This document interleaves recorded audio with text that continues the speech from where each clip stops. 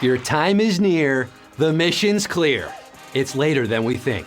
Before you slip into the night, you'll want a chance at winning some money by answering a few questions. It only took about 6 hours to get back on the trivia train, but here I am, folks. How you doing? I'm sure you got a bucket full of thoughts. I've got the time if you've got the inclination. So cheer up, HQties, and let's play HQ, the trivia game show on your phone, where you answer questions to win cash.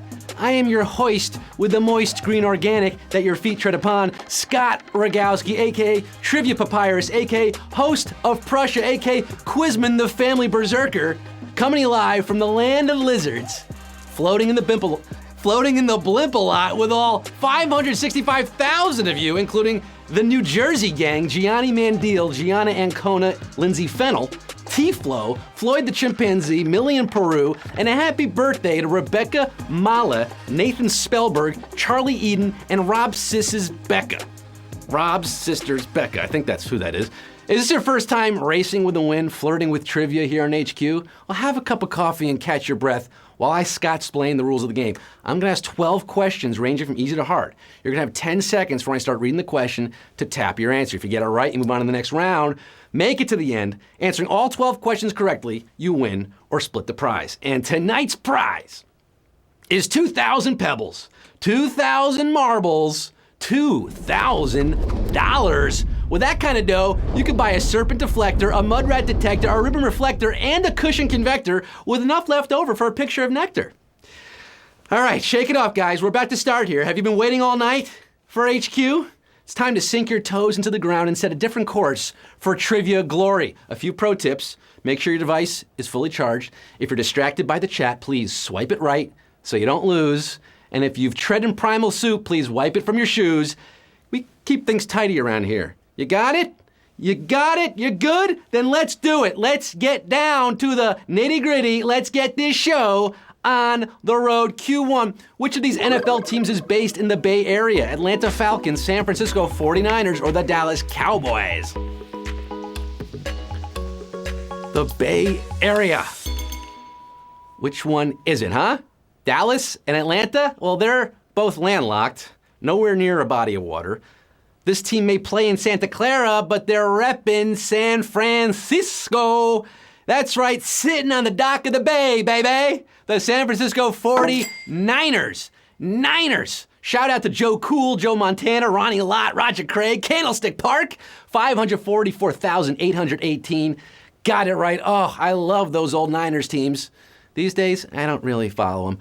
But Q2 for the 544,000 marching down the field already. Q2, which of these birds is usually domesticated? Toucan, parrot, or vulture? Domesticated, kept as a pet is what that means. Birds of a feather are flocking outside right now. Polly want a Q3? Well, you gotta answer this one, and the answer is parrot. You answer parrot here, you get another question. I see the vultures moving in for some of you, though. Oh, yes, we lost about 20,000 there, but 516,247 are flying on. The rest of you trampled by lambs, pecked by doves.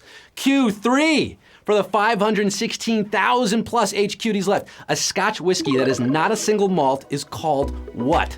Blended, multi-malt, or Irish whiskey? Whiskey? What do you call a Scotch that is not a single malt? Well, Scotch is generally found in two varieties. You got your single malts or your blendeds. If it's not a single, it's blended. There are multiple.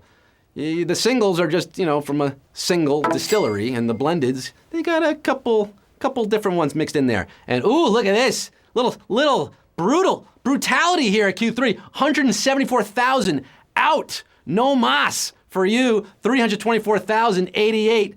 They want another shot. They're getting another shot at this. Q4, A Tale of Two Cities was set amidst which revolution? Spanish, French, or American? Lost a whole lot of you there at Q3. Danger, you've been told to expect it. This is where it starts to get hard, folks. Now, this revolution wasn't televised, but it was written about. It's a classic Dickensian tale a publishing juggernaut selling over 200 million copies. The two cities are London and Paris. The revolution is French. And 238,782 of you, well, it's the best of times for you guys. It's the worst of times for about 80,000 gone. Victims of the French Revolution, so to speak. Q5. Which former SNL member wrote the screenplay for Mean Girls? Tina Fey, Amy Poehler, or Kristen Wiig? That's right, she was a former Saturday Night Live cast member and a writer. She wrote this film, also co-starred in the film with her former Weekend Update co-anchor. 2004's classic comedy. It's a classic now, it's been 13 years. Also features Tim Meadows and Anna Gasteyer to round out the SNL cast. It's Mean Girls, and Tina Fey is the author. 192,863 of you know you're Liz Lemon. You can't help it. You're popular. The rest of you are like, whatever, I'm getting cheese fries. You can't sit with us. And you're not sitting with us any longer. But 192,000 are in the mix for Q6. Which of these musical artists has not had a hit with the word battlefield in the title? Jordin Sparks, Blondie, or Pat Benatar? Battlefield not in the title for this songstress. Pat Benatar, of course, sang about love being a battlefield, so she's out. Jordin Sparks has a 2009 album called Battlefield, and there's a hit single on it of the same name. Blondie sang about hearts of glass, tide being high, wanting you to call her, but not about battlefields. One way or another, 125,211 got it right. They got it simple. They're in a band. The rest of you are gone, never looking back at all. 125,211 have Q7. We're halfway to the moon. What is the literal translation of Metropolis from its roots in Old Greek? Mother city, central city, or urban center? Metropolis. It's a Charlie Chaplin film. It's what they call New York City, right? Metropolis, Metro. Break it down. Metro kind of sounds a little bit like mother, right? Metter, mother. That is sort of the root there. And polis, well, it sounds like police. Hey, Makasupa policeman, but no, it means city. Mother City is your answer. Mother, do you think they'll drop the bomb? 29,695 of you got it right. But oh, look at this. A bit of savagery here. We just lost almost 100,000 on this savage Q7. Mother City is your answer. 100,000 straying from the scene. The rest of you breaking away clean here at Q7. Going down to the central part of town for 29,000. Q8, which of these fashion stars has not been a judge on America's Next Top Model? Law Roach, Twiggy, or Kate Moss? Not been a judge on America's Next Top Model. Two of them were, one was not. Now this one was the model of the early 90s, riding the wave of heroin chic. America's Next Top Model could surely use her advice, but she's never been a judge on the show. She is Kate Moss. Yes, and ooh, look at this. Brutal here. 9,449 got it right, but we lost nearly 20,000 of you. You lost it. A torrent of helplessness sweeping you away. But 9,449 could be America's Next Top HQty. You could be the Next Top HQ winner tonight if you answer the rest of the questions. We got Q9. Which hat from the late 19th century is still worn internationally with school uniforms? Boater, Homburg, or pork pie hat? Which hat is that? Boater, Homburg, or the pork pie? Well, this one's also known as the basher, also known as the caddy, the skimmer, or in Japan, the can-can hat. And it can be seen on the heads of many formally attired students in English-speaking parts of the world.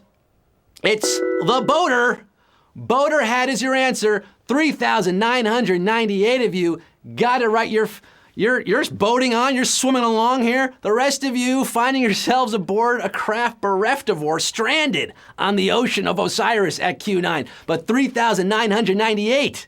Feeling good, feeling fine on Q9. Q10, which of these popular cosplayers has the most followers on Instagram? Liana Vamp, Severia Cosplay, or Jessica Negri? Cosplayers, you guys cosplay? Do you know what cosplaying is? You dress up like your favorite characters from film, comic books, TV shows. You go to Comic Cons. You look good. You get photos taken of you. And it used to be a tiny niche in the entertainment world. But now it's like a big deal. I mean, now people are gaining followers by the millions, like this one, Jessica Negri. That's right, we got a photo of her too. 2,519 got it right. Jessica Negri. Yes, lovely lady. She's got 2.7 million Instagram followers. 2,519, they're cosplaying as champions so far. They're moving on to Q11. Which of these presidents got his nickname from a battle in Indiana? John Tyler, William Henry Harrison, or Andrew Jackson? We started with nearly 600,000. We're down to 2,519. 2 more questions to go. This is the penultimate question of the night, folks. This man, this president, was the Tippecanoe in Tippecanoe and Tyler 2. Back in 1811, as the governor of the Indiana Territory, his militia defeated the Native American tribe in a battle of Tippecanoe. He got his nickname, Tippecanoe. It's William Henry Harrison. Yes, John Tyler was his running mate. But WHH is your answer, 1104. Just relax, you're doing fine. Your destiny is unbound tonight. And your destiny just might be HQ champion, because we have one final question for you. That's right, one final round here, Q12. This is it. It all boils down to this. For all the pebbles, all the marbles, 1,104 players, $2,000. Who's cashing their checks tonight? Who's making that money move? Q12. What controversial topic tore apart the friendship between Jimmy Stewart and Henry Fonda? McCarthyism, civil rights, or the Vietnam War? Jimmy Stewart. Oh, well, he and Henry Fonda were very good friends. Very good friends. These guys were some of the OG Hollywood bromances between Henry Fonda and Jimmy Stewart. 2 giants of the silver screen, famously fast friends behind the scenes, but rumor has it they came to blows over a topic that cut them off for years. It was that nasty blacklist that nearly destroyed show business in the 40s and 50s. Jimmy Stewart was all about McCarthy and Red Scare, and Henry Fonda was having none of that. McCarthyism is your answer. It tore him apart. Lisa, you're tearing me apart. And 422 are winning the game tonight, baby! Yeah!